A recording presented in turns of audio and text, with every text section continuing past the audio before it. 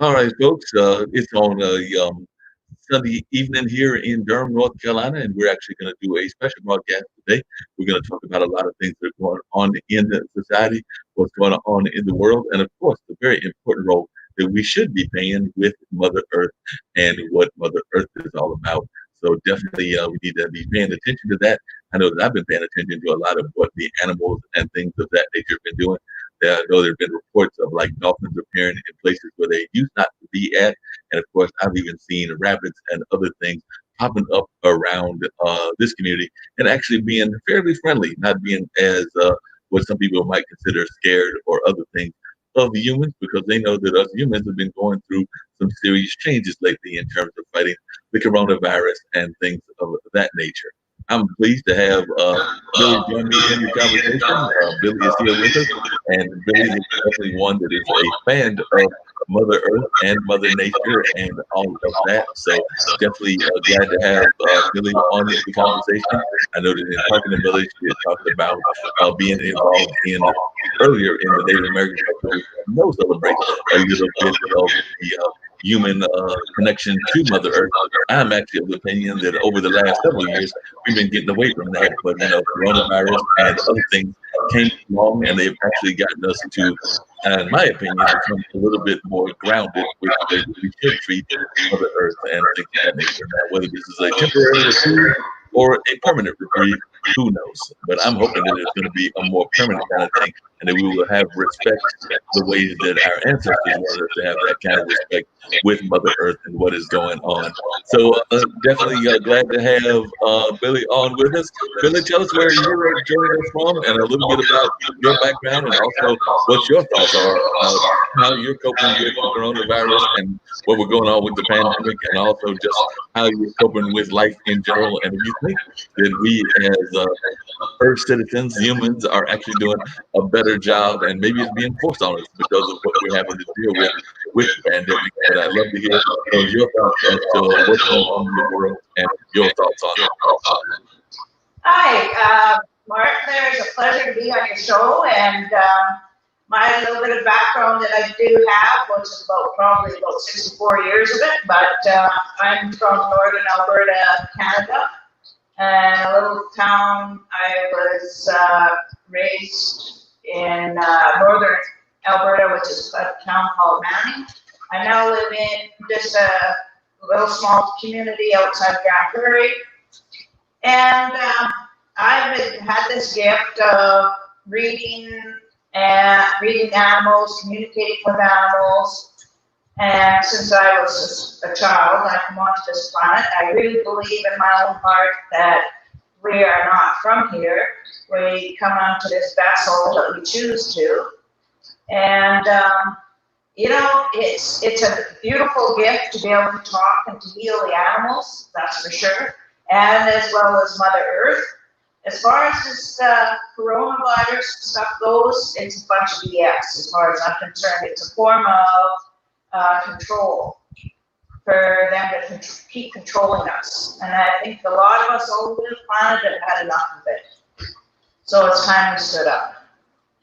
Definitely, and I know that a couple of my producers here have said something very similar. They said that they're tired of it and want us to stand up and to actually kind of have a more positive attitude in terms of actually fighting against the powers that be and things of that nature. So, what is your opinion as to how we as humans are doing here and there in Canada? And I know Canada has a rich tradition of being more connected to Mother Earth, in my opinion, than some of us here in the States are. But just how do you think we're doing as both a world economy and an American economy? And I mean both of the Americas both of the countries that are part of the Canada, the US, and I would even definitely put Mexico in that as well. But how are we doing in terms of treating the world and treating the animals? I know that you're talking to them regularly and having conversations. I've got friends that say that I will have conversations with the animals, but I do believe we have to have respect for them and kind of listen to the signals that they give us.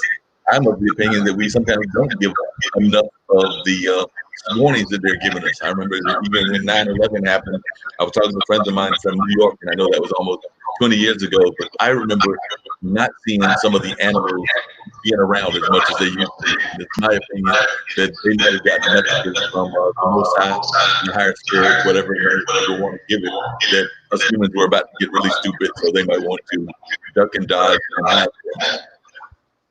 As far as humanity goes and what we're doing with Mother Earth, I really think that our collective has to be more connected to Mother Earth. And, you know, whether it's the trees, whether it's the animals, whatever it is, we have to be more connected to her. And we've got to stop, we've got to listen. And that space that we have to come to as humanity, we have to come to a place of love and peace and compassion. And the biggest thing here, I believe, in order to change anything, is to harness the power of love within ourselves. Then that way we can literally move mountains. And as far as the animals and Mother Nature, get out there and, you know, walk in Mother Nature, talk to the trees, talk to the plants, talk to the animals. I mean, they're listening and they have a lot to tell us. It just takes a matter of clearing yourself and just sitting there listening and communicating back and forth with them. And what ways do you suggest that people go about clearing themselves? Because I agree that too often folks are not clearing themselves and they're not paying attention to what's going on. So what ways do you suggest that they go out there and clear themselves? Well, my suggestion is that you use sage, and then you just take your hands and you literally move the energy off of yourself and get yourself clear. This is what I do before I communicate with the animals, is I clear all my energy. Anybody else, you know, when you go to public places, you always pick up other people's crap and you're happy, and then you come back to kind of piss off. Well, you know, you're picking up other people's stuff. So what I suggest is just to clear yourself, just shake it off, and save yourself, and then you're clear. You're clear with that animal or that tree or that plant or whatever. Like, that is where we have to come back to, I believe. Yeah, I agree with you. That's definitely what we need to do more of. I know that another thing that has been done in a lot of the native cultures is the whole concept of also taking the time to reflect in a private space. So if you would talk about that as well, because I know a lot of times in a lot of the native cultures, they'll do the sweat lodge or some of the other things in order to clear their minds and things of that nature. So not everybody's aware of that kind of philosophy and that kind of lifestyle, but I was wondering if you could speak to that, and also whether you do kind of rituals that are regular. For myself, I'm very much a hermit, as per se. I do work in the oil patch. I'm a pipeline inspector, and you know, I mean, I go out and do my work, but when I come home, I'm very much to myself. So I just I work a lot on myself, on my inner self. As far as the animals and stuff are concerned, they've done their work. It's just myself, and I always continue to do the work. And a lot of times you got to do some deep diving to do that. And there's a lot of, you know, whether it's hurt or, you know, there's all kinds of good stuff. Insecurities, you deal with that on a daily basis. I mean, that's what we're down here as far as I'm concerned. We're kind of a test subject type thing. And we choose to come down here, but we choose when we come down here to forget what we're down here for. So that's what we're learning as we speak and as we move into a higher consciousness. Yeah, but that's what I think we're all trying to work on, is get to that higher consciousness and things of that nature. So it seems to me like what you're learning is that a lot of people, unfortunately, have not really found their purpose in life, and that's a shame, because I know a lot of times that's what we're trying to do, is find out what our purpose is in life. When do you think that you discovered what your purpose was, and what do you consider your purpose down here on this planet to be, and how are you going about accomplishing that? Well, my purpose, I've realized, is the gift of giving messages to either animals and or humans. I've got a gift of talking to animals. I've got a gift of saying, okay, if I go into someone's horses or animals with the energy healing, I can tell where their sore spots, and the same with humanity. I can tell where they're ailing or what's going on and stuff like this. And that is my gift. I mean, yeah, I'm good at helping others, but when it comes to myself, I think we all have a little bit of issue with that. Understood, and definitely that's a thing that we have to deal with is trying to find our inner uh, ways to deal with our inner self as well. What do you think is some of the most unusual messages? I mentioned the story that you shared with people during 9/11, but what are some examples of some stories that you've gotten in terms of messages or in terms of communicating with the animals? And I remember that definitely I have some native in my own bloodline and everything, and I know that a lot of times the past native tribes would even name folks after their Indian ancestors. So I was just wondering what some of your thoughts were in terms of some messages that you have received. My messages, a lot of it was directed towards the human aspect, and it's from across the, well, we can call it the heavens or the other part of the universe. And as far as the animals go and stuff like this, they give me the messages, so I relate it to the humans that are in charge of those animals. And yeah, I don't really. It's a beautiful gift, and like I said, it's easy to work on animals and talk to the trees and Mother Earth and stuff like that. That is where we have to be at, because we all have to take a second look within ourselves. And you know what? There's too much chaos, too much greed, too much power, and go back to the basics of really getting back to Mother Earth, where we can understand her, and that's where the messages are coming from. And who are some of the philosophers that you really have enjoyed that actually seem to get the message of the power of Mother Earth? I know that I was a fan of Russell Means, definitely a fan of Malcolm X and Martin Luther King. I was just wondering who are some of the folks that as you have done your reading and your research that you have really enjoyed in terms of getting the message and actually understanding the message of what's going on. Chief Dan George is a good one. And then basically, and it might sound funny or whatever to a lot of people, but I get my messages from spirit. I'm sorry, what was that? I didn't catch what you said. Can you hear me now? Yeah, I hear you. Okay. What my messages, for example, the ones that I admire are Chief Dan George and the elders, and it doesn't matter which tribe they belong to, whether the Cree or Cherokee or whoever. I mean, the elders have the messages. I also get messages from spirit, which I relate to people and or animals. Depends on who they want me to count. And how much communication do you think we do in terms of listening to dreams and things of that nature? Because I'm of the opinion that a lot of times the ancestors are trying to communicate with us through dreams as well as through some of the messages that they're sending us through the animals and things of that nature. I'm just wondering, what are your thoughts? Do you think that we do a good enough job of paying attention to the dreams and the messages that our ancestors, those that have moved on, might be sending us? And how do you try to fine tune and get those messages yourself? Most definitely. I mean, there are always messages, because once you get to that sleep mode and stuff like this, you're entering into basically two worlds. So you're walking in the other side of things, and they always have messages to give you. It's a matter of deciphering them. And I know for myself, yeah, I have a problem sometimes deciphering what message is what, and then sometimes the messages be really clear, and then you know as to where to give them to a person and or an animal. Understood, definitely. And I know a lot of times here in the States and around the world, people get too caught up in the feel of wondering what's going to be on the other side, if there is on the other side. So I was just thinking, how do you go about your life in terms of like realizing that we may be moving on from this plane to another plane? Because you said that in your thoughts that oftentimes you feel that we're sent down here on a mission and we have to fulfill that mission. And then I'm thinking that you're probably a big believer in reincarnation. So we come back in several forms and variations. Is that what your belief system is? Oh, yeah. You know, a lot of people are afraid of death, but there's nothing to be afraid of, because we're going to another journey.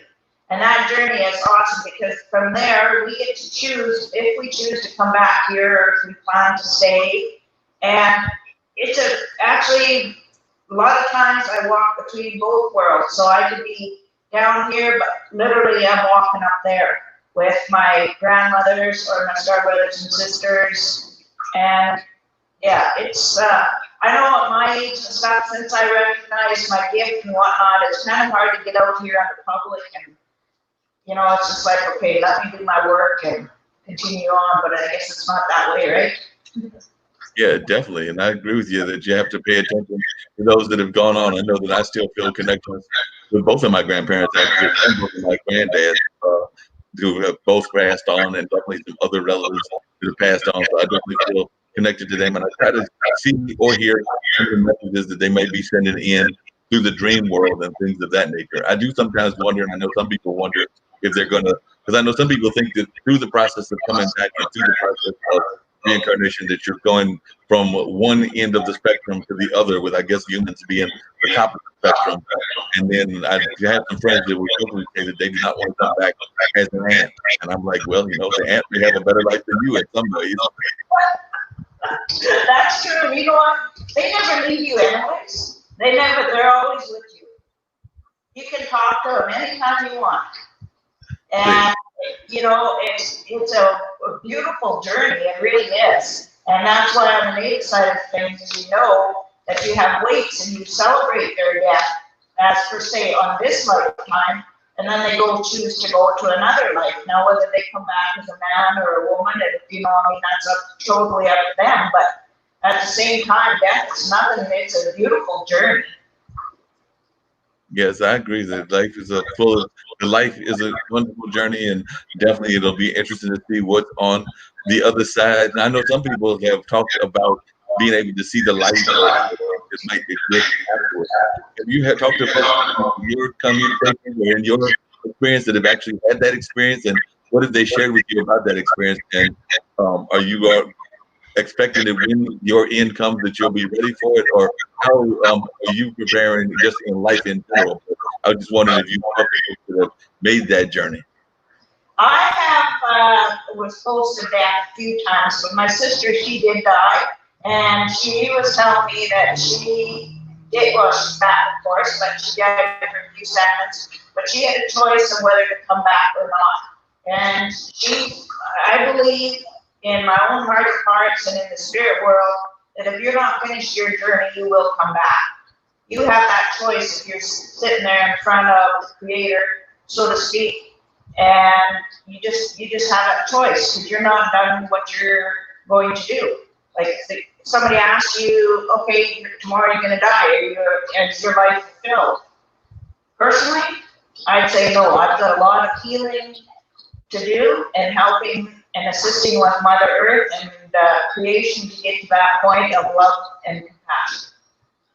Yeah, definitely. And I know even in like relationship situations, I've known that I've been in some where we have felt like we have met in the past. Sometimes we felt it might have been a pleasant meeting, and sometimes it wasn't a pleasant meeting. And sometimes we also have wondered if the journey was going to continue on the next life, and whether it would be as pleasant or unpleasant around as it was the last time around. So I've been in at least two relationships where I've had conversations with a significant other, and they have talked about the fact that they felt that we had met in a previous lifetime. So I'm just wondering what some of your thoughts are about that whole concept of soulmates, and whether soulmates exist, and whether soulmates whether there's only one soulmate. Because I've heard some people try to put that theory out that you can only have one soulmate in your life, but I believe that there are actually multiple soulmates in your life, and that you may run across many of them during the course of your life. But I was wondering what your thoughts are. No, you know what? There's a lot of soulmates, and it depends. It's just, as far as I'm concerned, to meet the right person or whatever, the timing has to be right. And the timing is not when you want it or the other person wants it. It's when the universe says, okay, now it's time, we'll put you together, and or then you're going to meet these people or that people. Because like I've said before, when I've gone to, whether it's the First Nations or the Métis settlements, they've always told me, you've been here before. So yeah, as far as I'm concerned, I've lived many different lives.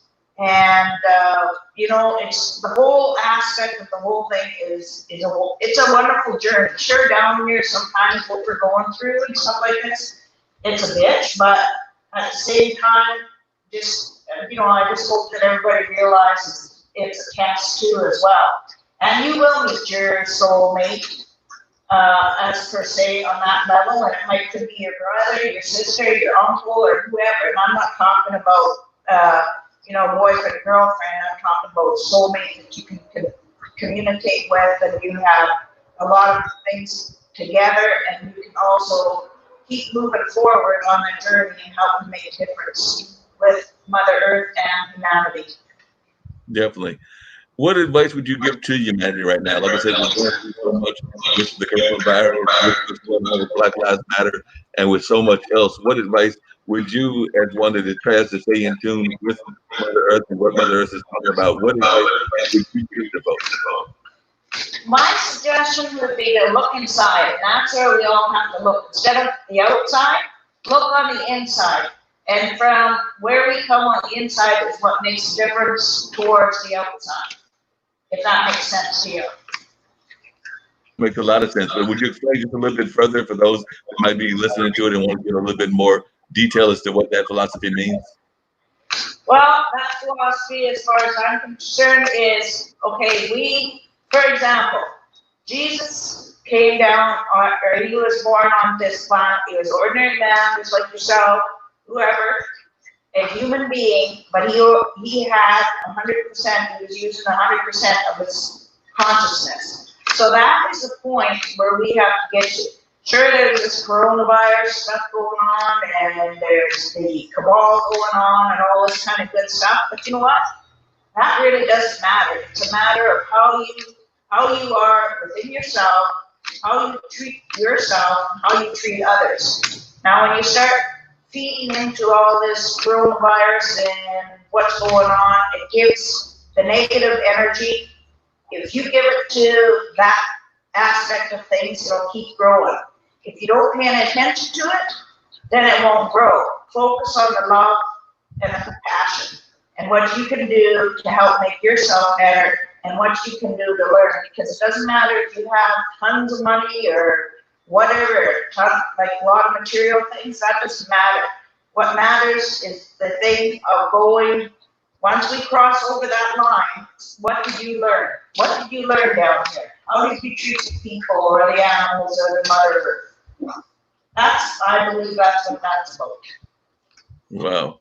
And what can you do to treat the animals better? Because I think that too often we don't treat the animals that well. So too often we get caught up in the whole pet kind of mentality and things of that nature. And I'm not knocking folks that have dogs and cats, but what are some of the advice you give folks in terms of how they can engage the animal kingdom?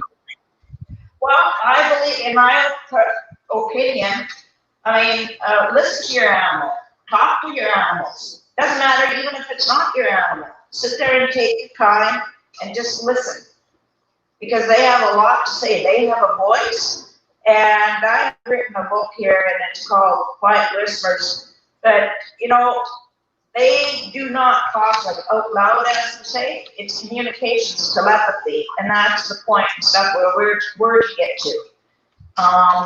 I just feel that Mother Earth, whether you talk to the trees or the plants or the animals, is a very important part of our journey. And that's the only part of the journey that's going to help heal this whole planet. Yeah. And I know you talked, we had emailed each other back and forth about Star Brothers and Star Sisters. And actually, I have a good friend of mine who actually does one of our shows here on Monday earlier, being Zach Robertson. And he talked about the fact that believing he's definitely and not from this planet. And I was just wondering, what are your thoughts about there is actual people from other planets and of that nature? So I just wanted to know what your thoughts were, whether you think that there are folks that were from other planets that might be here on this planet and just how they are treated, and what your thoughts are on that, and your philosophy on Star Brothers and Star Sisters, because I know that's something that you mentioned to me about. The Star Brothers and Sisters, that's where, as far as I'm concerned, that's where we come from. I know that's where we come from. So we choose to have this human vessel. But yes, there is a lot of them down here. They won't intervene because it was our free choice. This is a planet of free choice. So as far as myself, I do have them here.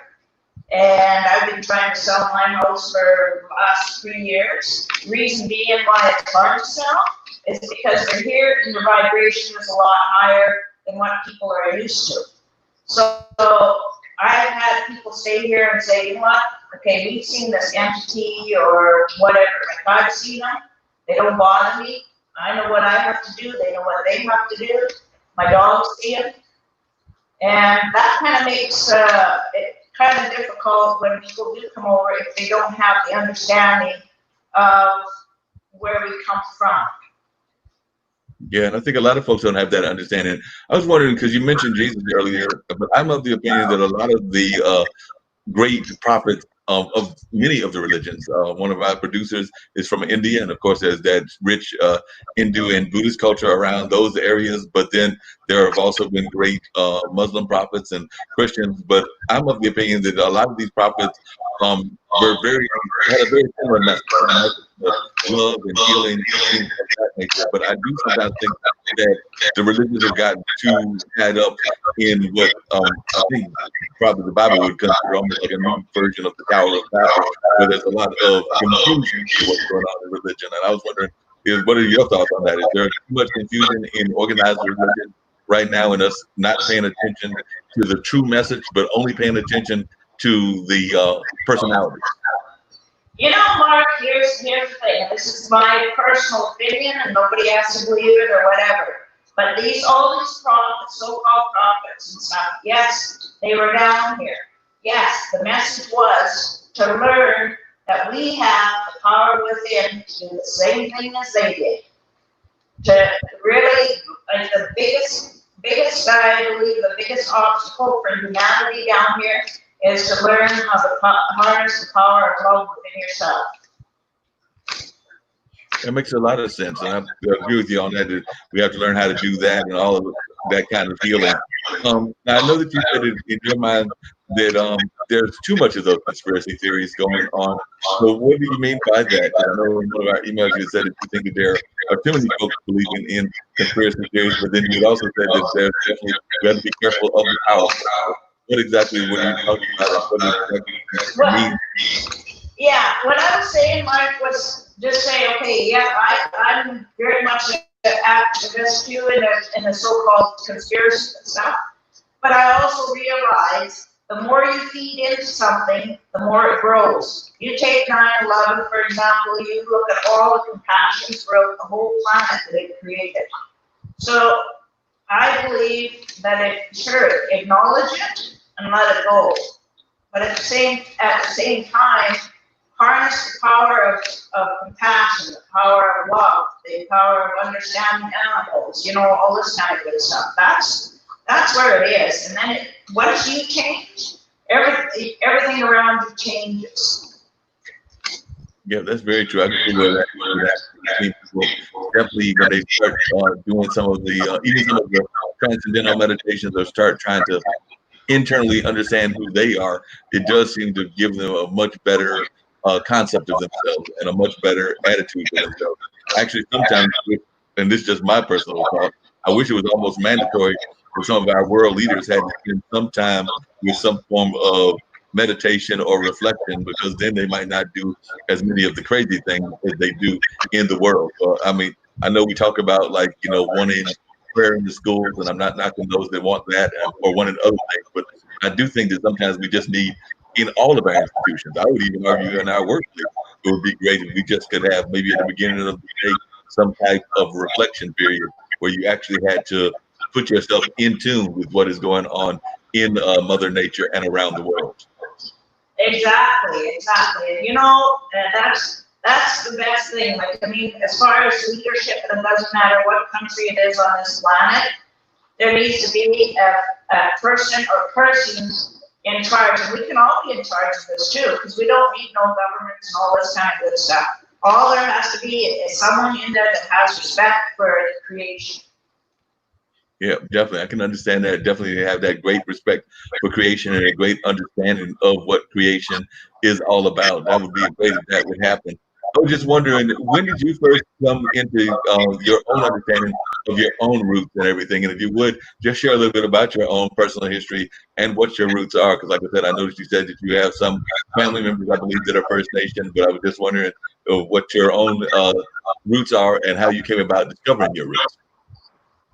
Um, okay, when I was, like you said, when I was small and stuff, like there was always, on the native side of things, I was always connected.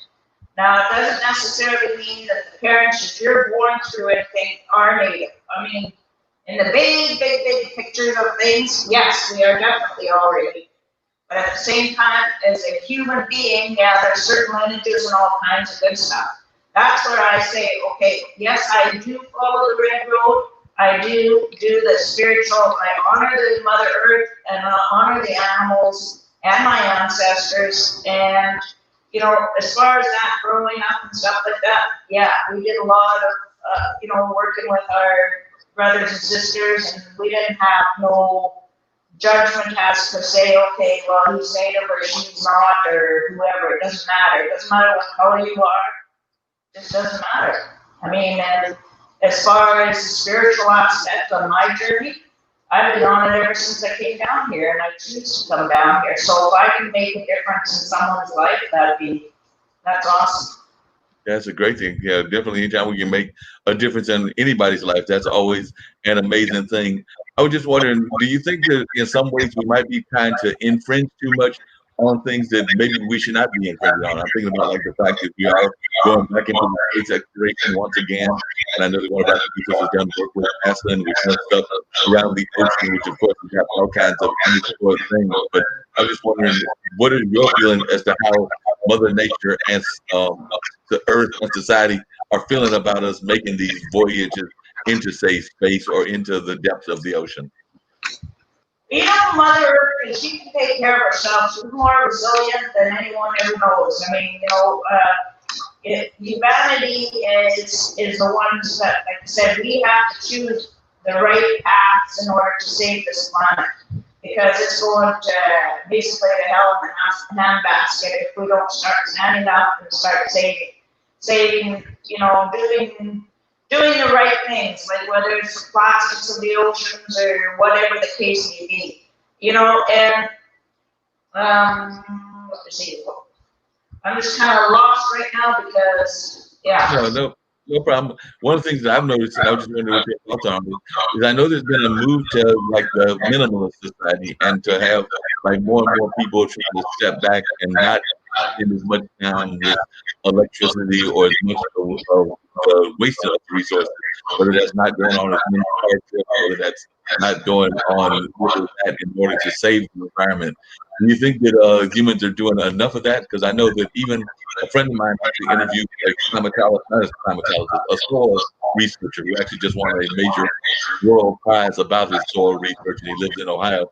But that gentleman was talking about how much we waste on an annual basis around the world in our food, just in terms of food waste, and also some of the irrigation habits that we have that are not the best irrigation habits around the world. So I'm just wondering what your thoughts are in terms of how we're in terms of trying to improve the environment. The environment, I agree, is something we as humans can be doing better to improve it. But I wonder what some of the things that you would like to see improve in the environment, and what some of the things that you would like to see just the world do better in terms of environmental improvements.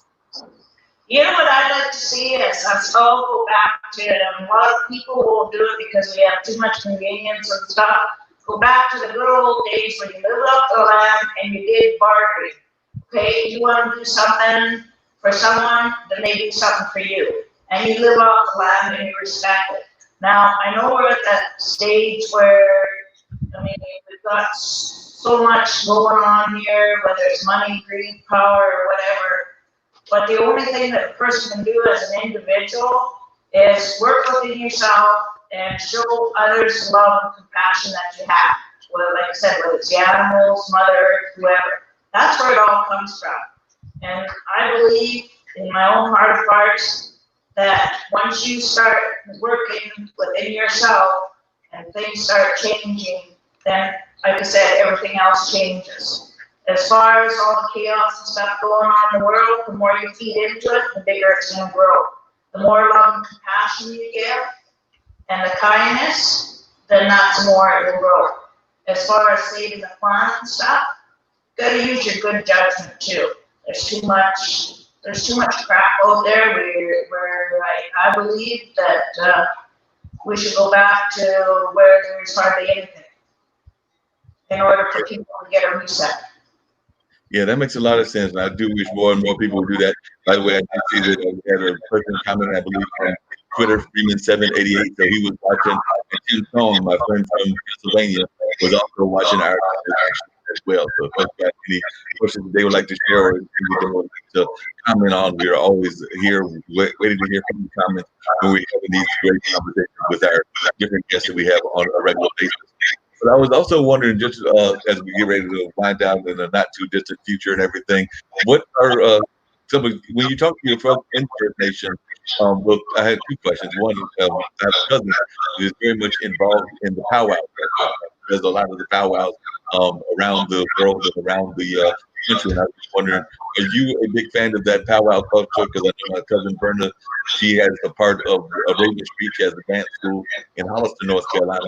Not the Halifax in California, I mean, Canada, Halifax down here in North Carolina. But I was just wondering whether that was something that you get involved in yourself. Like I know she and her husband, who is I believe Parker Patrick, travel around the world doing these competitions. Yeah, no, I'm not directly involved in the powwows, and what a powwow is honoring the whole of creation, and that's a beautiful thing. And like I said, when I'm not working, I'm very much a hermit, and I don't really get out too much. And this is how I thought, well, let's start getting out. But yeah, as far as the powwows and stuff, it's a very sacred thing. It's honoring Mother Earth and all of creation.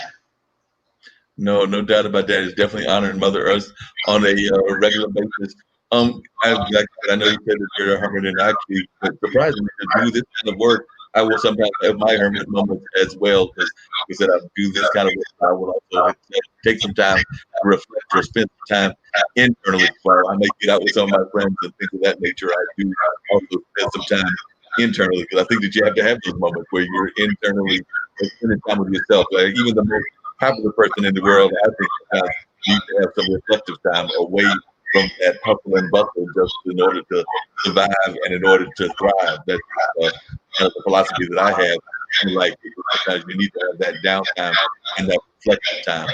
But I was just wondering, in Canada, when you talk to folks that might be part of the First Nation, I think down here in the United States, there's been a lot of talk about changing names, whether that's the Confederate monuments coming down, or whether that's some of the teams that were affiliated with Native teams changing their name. Like I know the Redskins are supposed to be changing their name in the football field, and I think there's others that are having that conversation. I was just wondering, have you had any conversations with any of the First Nation people about that? And if what have they told you are their feelings about it? As far as name changing and stuff, somebody coming up with it, anybody that's secure in their own heart of hearts, it shouldn't matter what so-and-so names or whatever. Like, I mean, that name, I take it you're talking about, I don't follow sports that much, but it shouldn't matter what they name that name, as long as they have a good intention. It's their intention what matters the most. It doesn't, you can have a name of a basketball guy or hockey or whatever, but it's your intention behind your name and your thoughts that make the difference. And as far as people rising up, whether it's Black Lives Matter or whatever, you know what? All our lives matter. Doesn't matter whether we're red, green, or whatever. And your name, yeah, it's kind of supersedes you. So if they're misusing a name and people think they're misusing it, well, then they should sit down and have a chat and say, on the native side of things, a lot of things are sacred. And people do abuse the names and whatnot of things. But, that should be sit down and discussed between the two parties, I believe. No, I agree with you totally.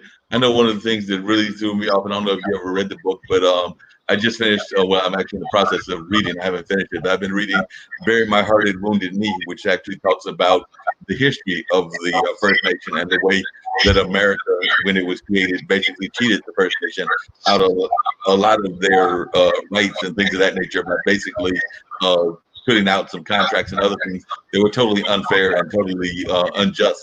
But I've definitely been reading that book. I remember, as I told one friend of mine, when I first started reading the book, I had to tone down my energy levels because it was definitely giving me that negative energy based on some of that history. But then I realized that that was a lesson in history, and we do have to learn from our past and learn from history. So then after I took it in a different context, put it in the context of that was history and not letting it get to my nerves, then I was able to pick the book up again and begin to read it again. But I know when I first picked up the book, and I'd seen the book sometime back, but I had ordered it from one of our ordering sites and everything, and then started reading it. But when I was first reading it, I too had to tone down that negative energy, because sometimes even when we want to study history, sometimes that study of history can highlight some points that we might not want to reflect on or deal with, and then you just have to like pull back, refresh, and put it in the context of what it is, which is that it was history and it's something that we can learn from. You know what, my opinion on all of that, the history and stuff like that, if you strip away the greed, the power, the money, that kind of stuff, you wouldn't have no separation. And there would be no control over humanity. I mean, man, we're all created, we're all safe, we're all connected. So as far as I'm concerned, if the money would get out of the equation and the people think they have power and all those, the governments, the banks, everything, if they'd all drop, we'd be back to where we respect one another. Yes, and I agree with you. So it sounds like you would love us to get away from this kind of economy that we have, where everything is so consumer oriented and so money oriented, and get back to where we actually, as you said earlier, doing the more natural kind of things of bartering with friends and relatives and able to communicate with them that way. If I've got like if we want to have dinner and I've got a couple of vegetables and you've got the cow, then we get together and we create a perfectly fine dinner together, because you providing the meat, I'm providing the cucumbers and the lettuce or whatever. Yeah, exactly. And I think that's the way it should be. Like, yes, we can advance in technology, but in my opinion, I think we're so far behind in technology, I think we're ahead, because Star Brothers and Sisters, they've been doing mining from Earth to the moon and all kinds of stuff. Like, I don't know where humanity gets off on where they think they're so far ahead, but when actuality, we're so far behind. When you get ahead, you get to that consciousness, then you don't even have to go anywhere to build something. You don't have to go anywhere to even talk anybody. You should do it telepathy-wise. Like, I mean, like I said, we're so far behind that it's pathetic as far as I'm concerned. Yeah. And going through, going sharing and stuff like this, like we were just talking about. Like, okay, I've got, vegetables for this dinner or whatever, or I'll build your house and you're the window maker, you'll make the windows. I believe really that's where we should be at. And even in this day and age, it wouldn't hurt whatsoever to take the money out of the equation and the power and the greed. Definitely. So if I'm hearing you correctly, so you're actually thinking that probably the pyramids and some of the other things that we consider the great wonders of the earth were actually not built by us, but were built by other folks that were coming from other places and other parts of the universe, if I'm hearing what you're saying correctly. Exactly. Okay. It makes a lot of sense, and if that's the case, then we're way behind, because I mean, we may just now be getting to the flying cars that the Jetsons were talking about, but we're nowhere near being able to build an entire pyramid or some of those other great wonders of the world that people are always talking about and are oftentimes trying to figure out how they came about and everything.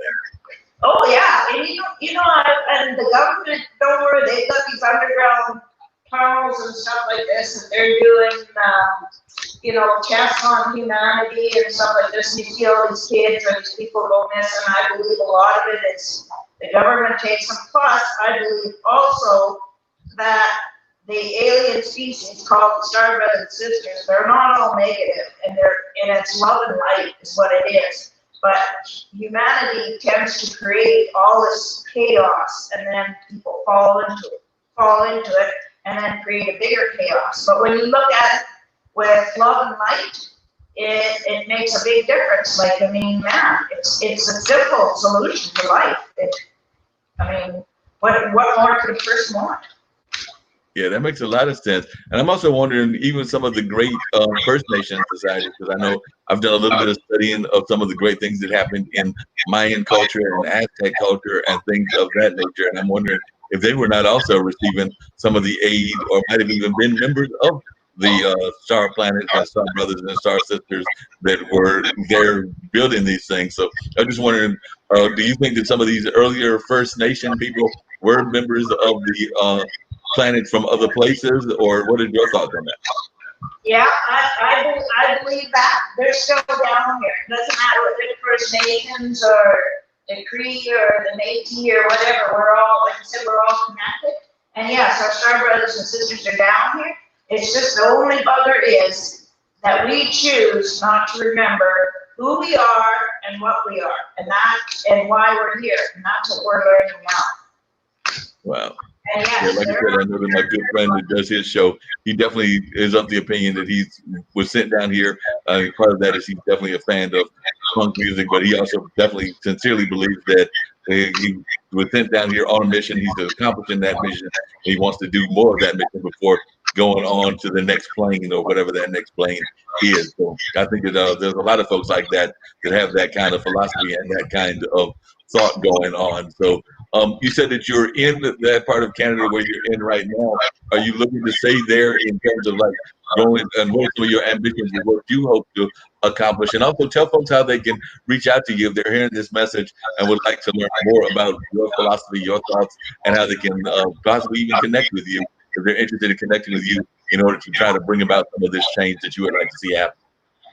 You know, the best way to connect with myself is check out my website, circleoflifehealing.net. And that pretty much explains who I am. Like I said, I'm not used to being on air or with all this technology, but I'm giving it a shot. I know that I can heal and help assist healing and so forth. And there's also, you can email me at spiritwalker5678@gmail.com, and or you can call me on my cell phone, 780-518-5665. I've also got a Patreon site, which there's about 3 levels, that and Bliss Learning as well. And it's called patreon.com/Mystic Woman. Talk about Mystic Woman, yeah, that pretty much suits me. All right. And explain how you came up with the name of your company and what that means. I mean, I have an idea of what it means, but just to explain to those that are watching what that means and why you came up with that name.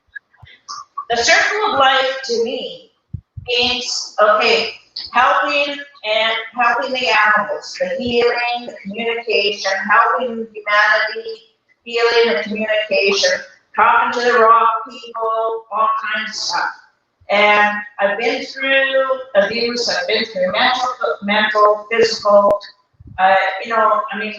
each day I've got something to learn, but I have a lot to offer anyone that's interested. So that's what that circle of life means to me. Sounds great. It sounds like you've gone through a lot. And what advice would you give to others that have gone through that? Because I've actually got some friends of mine that have gone through different types of abuse. I mean, whether it was marital abuse, whether it was abuse as children, whether it was whatever. And I know oftentimes they want to tell their story, but they're afraid that the platform isn't going to be big enough. They're afraid they might expose too much of their own hurt and pain in terms of telling their story. So as you think about the ways that you have told your story, what advice would you give to others that have a story that they need to share? Because I think that there's so many stories out there that need to be shared. Because like I said, I have a number of friends, particularly ladies, that have gone through certain kinds of things, and they would like to share these kind of stories to the rest of the world. Well, you bet. First of all, don't be ashamed or whatever what you've gone through, because naturally you've gone through it for a reason, specific reason. And, don't hold it in. Whatever you do, don't hold it in. Either take out a journal and start writing, start, start meditating, do something, because you've got to see the wonderful person, human that you are within yourself. Not what everybody else thought you should be or what you should be. It's within yourself. Because I do neuralistic programming and stuff too. And you know what? It's forget what anybody's ever taught you, what everybody's ever said. You have all the answers. And once you start digging in there, yeah, you do have the answers. And sure, it takes people to help people, but man, don't be afraid to step up and tell your story too. That makes a lot of sense, but I'm oftentimes afraid that too often folks are too ashamed or too afraid to tell their stories, and that's where I wish people would do what you've done and actually tell those powerful stories and share their stories, because I also think that we sometimes have a bad habit of internalizing our pain and not sharing the pain with the rest of the community in a positive way, in a way that helps enlighten what's going on in the world. But I do know that sometimes whatever that pain is, whether it's pain in relationships, whether it's pain in the job, whether it's just pain in all kinds of relationships that we have, whether that's job relationships, career relationships, life relationships of between the couple, between significant others, whatever those relationships are.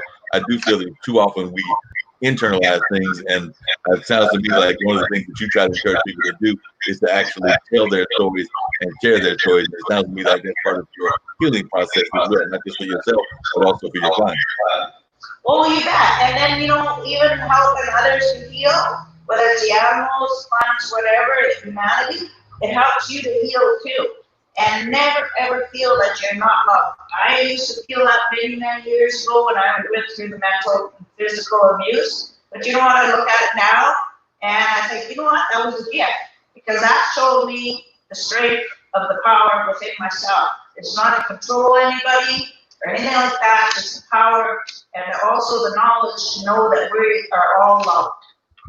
Yeah. Never go through a moment without knowing that you're not loved, because you are. Wow. And I was wondering, how do you feel about the whole, because you said, and you touched on it, the fact of the mental illness and some of the things that you went through with that, or the mental things that you went through, mental abuse or whatever. But do you think that sometimes society does too much of trying to medicate what's going on in the world? Because that's the other thing that I fear, is that too often we try to over medicate what's going on, and I'm a big proponent of us not doing as much medication, because I know that even here in I'm in Durham, North Carolina, but even here in Durham or any parts of the United States, I would argue parts all over the world, that too often we see a kid that's hyper, like a young kid, and we're ready to give him Ritalin or some other drug. And then I like to tell friends of mine, what kid do you know that isn't hyper? So like I said, most kids are hyper in one form or another. I think that's part of being a kid. Yeah, and you know what, I think that they take these kids and think, okay, whether they give them this Ritalin or whatever the case may be, go to the root of the cause. And a lot of these kids that are so intuitive have high anxiety, have, insecurity issues and stuff like that. And I mean, acknowledge them for their gift. Like, if they don't have something in front of them, then put something else in front of them and talk to them. I mean, it's an understanding of humanity and where they're coming from. It's not necessarily putting all these drugs into people and then trying to cover up something. And on another note there too, and I have found, I've been through it, whether, you try to hide things. So you're going to either cover it up with alcohol or drugs or whatever. It doesn't work, because it's still there. You still have to deal with it. And like I said, the only way to deal with it is to do some deep diving within yourself. And you have just realized that we have no control over anyone but within ourselves. Yeah, that's very true. That's the only people that we have control of. Like I said, I think I got about 5 minutes left to get ready to wrap down everything. But I was just wondering, do a couple of things. One, I want to definitely leave with whatever final thoughts you would like to share to our audience, and to share with the audience whatever that final thought might be, or final message. You got a message to the world leaders, and we can share that as well. I was just wondering, do you think there's are ways that you can recognize or know when you are in the midst of somebody that is part of the or star sister fraternity, or is it just something that you'll never know until you get to the other side that you're in the midst of those presences, unless they tell you. Because I have had some folks that are friends of mine that have told me that they were within that society and they revealed themselves that way. But I was wondering, do you think that there are ways that you can tell when you're in the midst of these great folks? Yeah, there is, because once you've changed and you found the power of love within yourself and stuff like this, like, I mean, that is when everything changes around you. As you'll know, you know, a family member to leave or whatever. And I guess the biggest message I have is to harness the power of love within yourself. Then you'll be able to literally move mountains. As far as the leaders of the so-called planet, I really believe that they got to cut the bullshit, get to the point, and start looking out for all of creation. Not just for themselves, not for their own agendas. It's for everybody. We as a collective, because we are so strong within ourselves, and once we change within ourselves, we can, like I said, move mountains. We have a leader that's willing to help and assist in that and give positive growth to everything and everyone, then that's where we're going to be. It's a place of love and compassion, and it will come to that. I think that you're absolutely right, and I look forward to that day when we see that and everything. Because I was thinking, I was actually thinking about how sometimes things that are revered in American history also have a place in other history as well. So I was like thinking about that when a certain leader of the world went to go speak at Mount Rushmore, but then he also realized that that was Lakota territory as well. And I think that sometimes we forget that some of these great monuments are also on the property of our ancestors, and that our ancestors actually were there many moons before those monuments were put there, before whatever was put there was placed there, and so we need to honor their presence as well. So I'm not saying to tear down the monument. It's a great thing. Definitely honor some legends of American history, but at the same time, I do think that we have to honor the history of those that came before those forefathers of the American country that are on Mount Rushmore. I think you have to honor some of the Lakota Nation as well as some of the others that were there, whether it's like the Cherokee. There were so many tribes and nations. I even lose track of how many nations there were, but I know there were many nations that were here in the Americas before it became the United States of America, and before Canada became Canada, and before Mexico became Mexico. Yeah, well, you know what I think, Mark, is that the whole thing that causes all this eruption all over the planet is power and greed. You strip that all away from anyone or anything, then guess what? You get back to the basics of respecting one another. It doesn't matter what color you are, whatever. We're all connected, and that is my biggest thing for anyone listening, is to get to the harness, and I'll say it over and over again, harness the power of love within yourself. Yeah, it takes a lot of work, but at the same time, and the same with these leaders, if they look inside themselves and say, look, who am I doing this for? Because the majority of this chaos is over minerals, which is a crock of gold. So that's my message. Basically, like I said, you know what? In order to change anything, we have to change ourselves.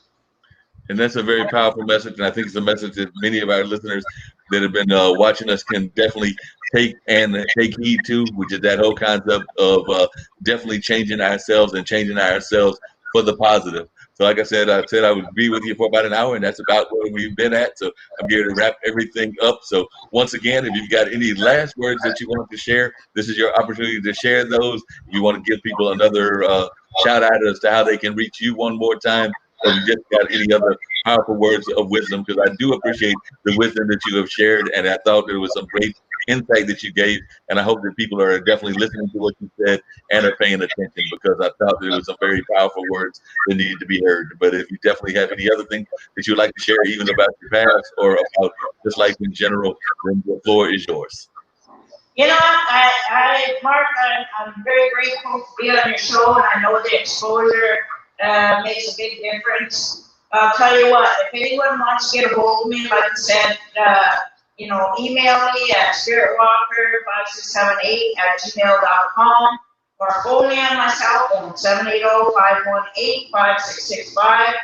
Check out my website, circleoflifehealing.net. And if I can help your animals or yourself, and I can help anything or anyone, just give me a shout, because that's what I'm here for. And I mean, we all have gifts. So just find out what those gifts are and your passion and move forward. Well, I definitely appreciate you being on the show, and hopefully I'll get you back on in the not too distant future. But definitely, I hope that you do get some business from folks learning about what you're all about. So I'm going to wrap up the show right now, but I definitely do want to thank you for being on and sharing that very powerful message that you were sharing. And I do believe, and I know that a lot of members of my IBM family also believe, that we do need to work on improving ourselves and do that on a constant basis. And that is what this whole world is about, is us trying to come internally and discover our true purpose, our true meaning, and actually living that meaning to its fullest. So definitely thanks for being on the show, and I look forward to seeing you in the not too distant future. Who knows, maybe after coronavirus is over, we can actually find a place that we can actually meet and see each other, because unfortunately with all going on with the coronavirus and the way that things are being regulated and put out there, a lot of travel is not happening. So I don't know when that'll happen. I know that some of my musician friends are saying they may not be doing concerts till 2022, but I'm hoping that that's wrong for their sake, and I'm hoping it's wrong for a lot of other folks' sake as well. So I know that I'm definitely hoping that we will get through this faster than we actually are being predicted that it will happen, and that we will move in the positive direction that we need to be moving in. So on that note, I'm going to end this show, and I look forward to seeing my guest that I'm going to have on the regular Monday afternoon show, who's going to be talking about the whole art of kindness and how we need to be kind to each other. And I think I've got a comedian that will be showing up, and of course I've got some other amazing guests that will be appearing over the next several weeks. So definitely want to thank Billy for being on the show, and I look forward to having her back on in the not too distant future. Love and light to you all, and thank you very much, Mark. No problem.